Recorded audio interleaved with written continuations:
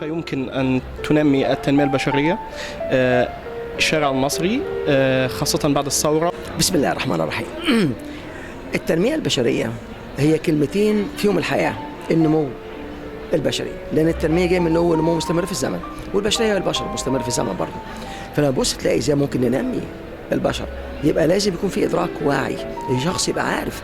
اسأل أي حد في الشارع عندك هدف، هتلاقي كتير أقول لك يعني هدف إيه؟ هدف ده أنا فاضي. لكن لما تقول له نفسك في إيه؟ نفسي في عربية ونفسي اشتري ونفسي اجيب وبتاع. طب هتجيبهم ازاي؟ طب عندك خطة معينة؟ طب انت بتشتغل ايه؟ طب ده انت مبسوط من شغلك؟ طب ايه اللي ممكن تعمله عشان تحسن شغلك؟ هتلاقي كلمات متفتحة وكلمات مقفولة. هتلاقي شخص متقدم واضح متقدم ليه، وشخص مش متقدم ليه. فبدأت اجيب هنا العلوم الحديثة ده بس بشويش، ما تبقاش عشان الناس ما تعرف لما تيجي تعمل تغيير مفاجئ مرة واحدة الناس بتقاومه. فكان لازم يكون تغيير بسيط الأول. فعملنا تغيير حبة حبة حبة حبة لغاية ما وصلت لمرحلة انت شايف كده. وطلعت 15,000 مدرب في العالم العربي، وبعدين طلعت مدربين شباب لسه مطلع من 111 في اللي هم السي اف بي تي اللي طالعين اللي هو انت شايفهم هنا. لان هدفي ان اوصل التنميه البشريه لكل بيت. عارف احنا بنتجوز لكن ما بنعرفش نخلي حياتنا فرح، بس نعمل ليله الفرح. يبقى لازم نعرف نتجوز ازاي، لان في 12 اختلاف هنختلفهم. يبقى لازم نعرف ازاي نتجوز. ممكن نكون مختلفين في النظام التمثيل اللي انا هتكلم عليه النهارده، ممكن في الشخصيات، في القيم، في الاعتقادات، في المبادئ، وجهات النظر، نربي الولاد ازاي، نعمل ايه مع عائلتنا. الاختلافات دي موجوده في الصرف، في اساليب الحياه. يبقى لازم نتدرب ان احنا نكون نتجوز صح. وبعدين لما نيجي نجيب ولاد نعرف نربيهم كويس، لان اول 7 سنين في سن التمثيل، ثاني 7 سنين سن اجتماعي، ثالث 7 سنين سن الاستقلال. فلازم يكون عندها وعي، انا بتجوز بعمل ايه عشان اكون سعيد واربي جيل.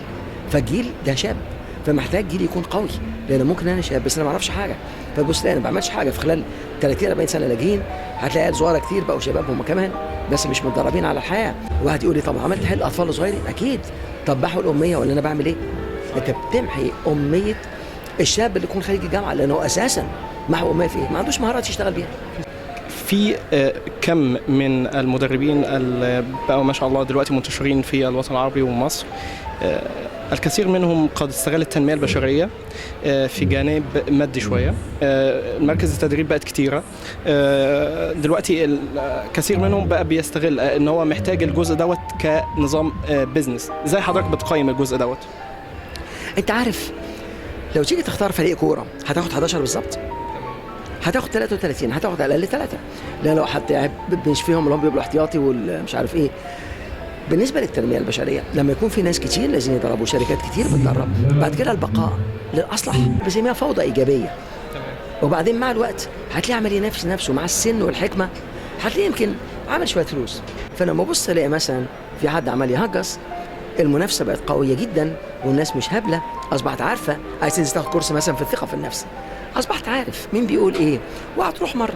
وانا عملت نظام التنميه البشريه للجميع. في التنميه البشريه ما فيش خساره ابدا، باستمرار كل حاجه بتتقال فيها حاجه في مكان ما بتستفيد منها. يمكن مش دلوقتي، يمكن بعدين. اللي بيجي من بره مش من عندنا، مش من ولادنا، عشان يخش في السوق لازم ينافس، يبقى لازم يكون كويس، لان لو مش كويس هيضيع.